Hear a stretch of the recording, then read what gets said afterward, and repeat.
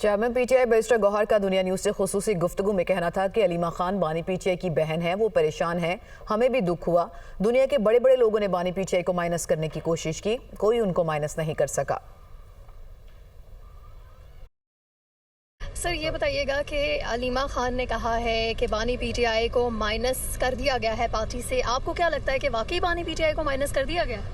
देखो, वो बहन है और उनकी कंसर्न हमें मालूम है, मैंने कल देखा है, वो भी परेशान थी, मुझे भी बड़ा दुख हुआ है। लेकिन मैं आपको एक वसूख के साथ कह सकता हूँ, दुनिया के बड़े बड़े लोगों ने कोशिश की खान साहब को माइनस करने के लिए, कोई खान साहब को माइनस नहीं कर सकता। अल्लाह के रहम करम से वो आवाम के दिलों में है, पार्टी उसकी मजबूत है, पार्टी में फारवर्ड ब्लॉक नहीं है, सारी खान साहब के पीछे हैं और खान साहब के अहकामात पे अमल दरामद है। हमारी सारी लॉयल्टी उसी के साथ है और उन्हीं के ये वोट है, उन्हीं की ये पार्टी है, उन्हीं की ये असम्बली है।